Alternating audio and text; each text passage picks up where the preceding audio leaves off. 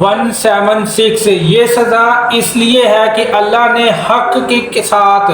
کتاب نازل فرمائی اور بے شک کتاب میں اختلاف کرنے والے دور کی مخالفت اور ضد میں ہیں۔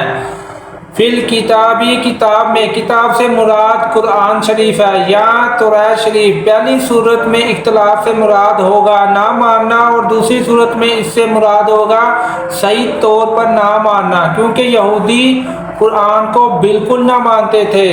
اور توریت کو ماننے کے دعوے دار تھے مگر صحیح طور پر نہ مانتے تھے، ورنہ حضور اکرم صلی اللہ علیہ وآلہ وسلم پر ایمان لے آتے۔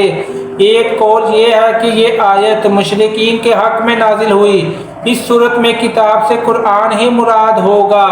اور اس کا اختلاف یہ تھا کہ ان میں بعض قرآن کو شعر کہتے تھے، بعض جادو اور بعض کناعت کہا کرتے تھے، اور انہی کے لیے یہ سزا ہے۔ یہ سزا اس لیے ہے کہ وہ یہودی جو بھی تھے، اس سے مراد قرآن ہو یا توریت، تو یہودی علماء آپ صلی اللہ علیہ وآلہ وسلم کے اوصاف چھپاتے تھے اور آپ کے اوپر جو آیتیں تھیں وہ چھپاتے تھے جو توریت میں تھے۔ اور آج کل بھی قرآن میں صاف صاف بتا دیا کہ آپ آخری نبی ہیں اور آپ پر رب اور اس کے فرشتے درود بھیجتے ہیں۔ یہ سب کچھ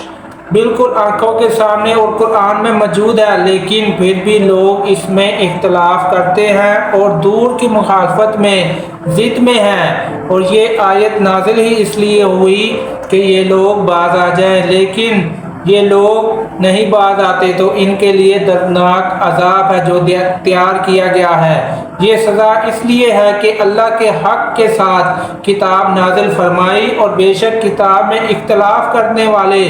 دور کی مخالفت ضد میں ہیں۔